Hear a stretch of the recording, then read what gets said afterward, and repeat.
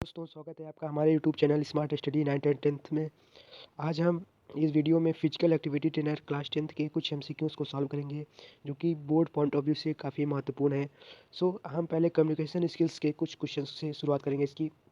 तो पहला क्वेश्चन है, which of the following methods are use to receive information from the senders through a letter. तो यानी कि कह रहा है कि जो इन्फॉर्मेशन है इसमें से कौन सा मेथड है जो कि हम सेंडर द्वारा मतलब लेटर को रिसीव करते हैं। तो हम जानी सी बात है, इसमें कोई प्रॉब्लम नहीं होनी चाहिए राइटिंग से, क्योंकि लेटर लिखते हैं उससे हम इन्फॉर्मेशन रिसीव होती है। इसमें क्या होगा, option D is correct option. Writing. चलिए आगे बढ़ते हैं क्वेश्चन नंबर 2 पर। In which action can sender send his or her messages. यानी कि किस एक्शन से। तो इसमें देखिए, लिसनिंग है, स्पीकिंग है, स्लीपिंग है, नॉन ऑफ दीज है। तो स्लीपिंग से तो बिल्कुल नहीं कर सकता, लिसनिंग से भी नहीं। तो स्पीकिंग से वो अपना मैसेज जो है वो सेंड कर सकता है। तो इसमें क्या होगा, answer option B is the correct option. चलिए आगे बढ़ते हैं क्वेश्चन नंबर 3 की ओर। Which one of the following method is use to receive information from sender. इसमें से मतलब इन्फॉर्मेशन को रिसीव कौन से मेथड से किया जा सकता है सेंडर द्वारा। सो इसमें देखिए, स्पीकिंग से तो किया नहीं जा सकता, क्योंकि वो हम ही भेजते हैं, टेलिंग या फिर राइटिंग। तो इससे क्या होता है कि सेंडर से हम राइटिंग द्वारा जो है लेटर को, इन्फॉर्मेशन को जो है रिसीव कर सकते हैं। Option D is the correct answer. चलिए आगे बढ़ते हैं क्वेश्चन नंबर 4 पर। So Karan lives at a hostel in Shimla. He call his mother who lives in Delhi to get his approval for robotics class, which is going to start in his school next week onwards. However, due to disruption in the phone lines, his mother could not understand and reply to him. He got very upset. Which another medium can he say to get immediate approval of his mother? इसमें वो immediate approval किससे लेगा, तो letter से देगा, तो काफ़ी time लग जाएगा। मैसेज थ्रू फ्रेंड्स, फ्रेंड्स से कैसे कर पाएगा मैसेज, फैक्स। तो इसमें ईमेल ज़्यादा अप्रोप्रिएट ऑप्शन होगा उसके लिए। Then answer is A correct option. चलिए आगे बढ़ते हैं क्वेश्चन नंबर 5 की ओर। तो क्वेश्चन नंबर 5 में कह रहा है कि how do you receive information on phone. अब फ़ोन से आप कैसे इन्फॉर्मेशन रिसीव करते हैं, तो राइटिंग से तो हम करते नहीं, रीडिंग से भी नहीं। Option A is a correct option, जो कि है लिसनिंग। यानी कि हम जो है लिसनिंग से हम इन्फॉर्मेशन जो है वो प्राप्त करते हैं। तो option is a correct option. तो चलिए आगे बढ़ते हैं क्वेश्चन नंबर 6 की ओर। Which of the following is an example of oral communication, यानी कि बोलचाल। तो बिल्कुल फ़ोन कॉल्स, इसमें कोई शक नहीं होना चाहिए। Option number 3। तो काफ़ी सरल सा क्वेश्चन है, ऐसे ही क्वेश्चन स्पोर्ट्स में भी पूछे जा सकते हैं, इसमें बहुत ज़्यादा हार्ड कोई नहीं है। तो चलिए आगे बढ़ते हैं क्वेश्चन नंबर 7 की ओर। Which type of word we should use for verbal communication. तो किस तरह के वर्ड को हम यूज़ करना चाहिए वर्बल कम्युनिकेशन। बिल्कुल यार, हमें कोई टेक्निकल यूज, कोई जार्गन्स, कोई एक्रोनिम्स का यूज नहीं करना चाहिए। इसमें हमें सिंपल भाषा का उपयोग करना चाहिए। तो hence answer B is the correct option. Question number 7 का आंसर क्या है, वो बी है। तो चलिए आगे बढ़ते हैं क्वेश्चन नंबर 8 की ओर। Why do we use emails. Emails को हम क्यों यूज़ करते हैं, क्या हम ईमेल्स को to communicate with many peoples at same time. बिल्कुल नहीं, सेम टाइम पर तो हम कम्युनिकेट नहीं कर सकते, अलग अलग टाइम पर अलग अलग ईमेल्स को भेजकर कम्युनिकेट करेंगे। तो हम इसको एलिमिनेट कर देते हैं। टू शेयर डॉक्यूमेंट्स, हम डॉक्यूमेंट्स को शेयर कर सकते हैं बिल्कुल। तो इसमें हम ऑप्शन बी को सही लगाएंगे। आगे भी पढ़ लेते हैं। Talk to each other in real time और to keep a record of communication and files. तो ये तीनों नहीं होगा, ये दोनों नहीं होगा, इसमें option B is the correct option. तो चलिए आगे बढ़ते हैं क्वेश्चन नंबर 9 पर। Form of communication that allows student to put their feeling and ideas on paper is. तो आइडियाज़ और पेपर्स पर करना है, ऑन पेपर है, यानी कि हम राइटिंग स्किल का यहाँ उपयोग कर सकते हैं। Hence option B is the right option. Then option B. तो चलिए आगे बढ़ते हैं इसी क्रम में कि क्वेश्चन नंबर 10 है, choose the correct example of oral communication. तो ओरल कम्युनिकेशन का करेक्ट एग्जांपल चूज करना है। तो reports, newspapers, face to face conversation या फिर नोट्स। तो इसमें से कौन सा सही ऑप्शन हो सकता है। Face to face conversation is appropriate option in this question. Option C is a correct answer. चलिए आगे बढ़ते हैं क्वेश्चन नंबर 11 की ओर। Which of this is a positive यानी कि गुड फेशियल एक्सप्रेशन। इसमें से कौन सा गुड फेशियल एक्सप्रेशन है। तो frowning while concentrating, maintain eye contact, smiling continuously, rolling up your eyes. तो इसमें हमें लगता है सबसे अप्रोप्रिएट ऑप्शन होगा ऑप्शन बी 11 का बी। तो हम यहाँ पर बी मार्क कर देते हैं। सो चलिए आगे बढ़ते हैं इसी क्रम में। 12th क्वेश्चन क्या है, which of this is a positive यानी कि गुड फेशियल एक्सप्रेशन। तो इसमें से देखिए, इसमें ऑप्शंस चेंज हैं, इसमें से हमें देखना है कि कौन सा अप्रोप्रिएट ऑप्शन होगा।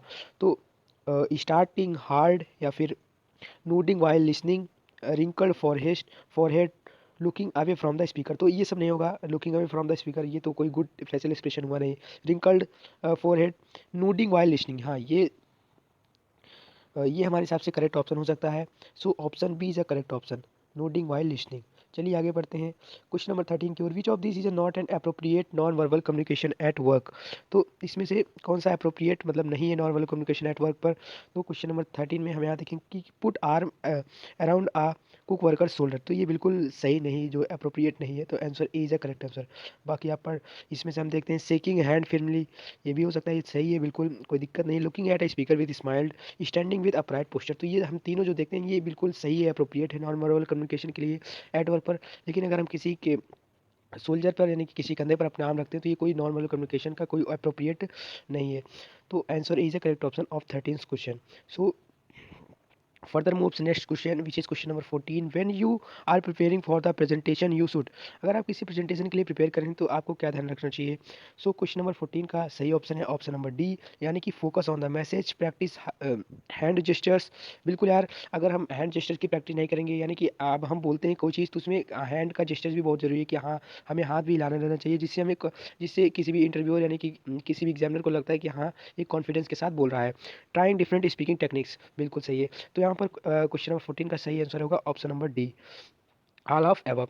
चलिए आगे बढ़ते हैं इसी क्रम में। क्वेश्चन नंबर 15 क्या है, why what does N upright straight body posture convey और शो। यानी कि स्ट्रेट बॉडी पोस्चर क्या शो करता है, ये बिल्कुल सही, इसमें कॉन्फिडेंस शो करता है। Option number C is a correct option. चलिए आगे बढ़ते हैं क्वेश्चन नंबर 16 पर। Which of this is not an appropriate non verbal communication at work. तो देखिए उसमें भी हमने देखा non appropriate non verbal communication, इसमें बस ऑप्शंस में अलग है, बस हम इसमें से अप्रोप्रिएट ऑप्शन चूज करेंगे क्या हो सकता है। चलिए पढ़ते हैं keeping hard in pocket while talking, मतलब कि sorry hand in pocket while talking, कि हम किसी से बात कर रहे हैं और अपना हाथ जो है वो पॉकेट में डाले हुए हैं, तो हमें तो नहीं लगता कि ये कोई नॉन वर्बल कम्युनिकेशन के लिए अप्रोप्रिएट है। तो पहला ही ऑप्शन मिल गया हमें कि option A is a correct answer. तो अगला भी देख लेते हैं कि ये सब क्यों होगा। तो टेकिंग एट मॉडरेट स्पीड, बिल्कुल हम किसी से टॉक कर रहे हैं तो मॉडरेट स्पीड से ही टॉक करें, ना ही बहुत तेज ना ही बहुत स्लो। सिटिंग स्ट्रेट, हम स्ट्रेट सिट करें। Tilting head at bit to listen, ठीक है। तो ये तीनों हमारा सही है, अप्रोप्रिएट है नॉन वर्बल कम्युनिकेशन के लिए एट वर्क पर, लेकिन पहला वाला जो है वो अप्रोप्रिएट नहीं है। तो चलिए आगे बढ़ते हैं इसी क्रम में। Question number 17 which of the following statement is true about communication. तो इसमें से कौन सा कम्युनिकेशन के मतलब कम्युनिकेशन के लिए ट्रू है। सो पहला ऑप्शन है 50% of our communication is non verbal. तो इसमें अगर हम देखेंगे तो ये एक डाटा बेस्ड क्वेश्चन है, यानी कि अगर हमें डाटा पता है कि हाँ भाई 50% कम्युनिकेशन जो है वो नॉन वर्बल है, तो इसका जो करेक्ट ऑप्शन है वो अप्रोप्रिएट ऑप्शन होगा, वो 7% communication is done using words. तो इसमें option D is correct answer होगा। चलिए इसी क्रम में आगे बढ़ते हैं। Which of these are example of positive feedback, इसमें से कौन सा पॉजिटिव फीडबैक का एग्जाम्पल है। तो excellent you work has improved, यानी कि पॉजिटिव फीडबैक, हमने किसी कोई भी असेसमेंट दिया, यानी कि कोई भी मान लीजिए खेल ही खेला, तो उसमें जो उसको देखने वाला रहेगा वो क्या कहेगा। अगर मान लीजिए हमने पॉजिटिव फीडबैक में देखा, देख के नज़रिए देखें तो हाँ भाई आपने अच्छा खेला, आपने अच्छा किया, आप आपका जो वर्क है वो इम्प्रूव हुआ है, तो ये क्या होगा, एक पॉजिटिव फीडबैक हो गया। तो यहाँ से तो हमें ये वाला ऑप्शन तो सही लग रहा है। Notice your dedication towards the project और you are always doing its the wrong way. तो हमें तो नहीं लगता, ये दोनों बिल्कुल गलत है, पॉजिटिव फीडबैक में आंसर ए ही होना चाहिए। So answer is a correct option. तो हम अगले क्वेश्चन की ओर बढ़ते हैं। Which of these are example of negative feedback. Negative feedback, अभी तक हमने पॉजिटिव फीडबैक देखा जिसमें हमें जो उसका आउटकम निकलता है वो पॉजिटिव निकलता है।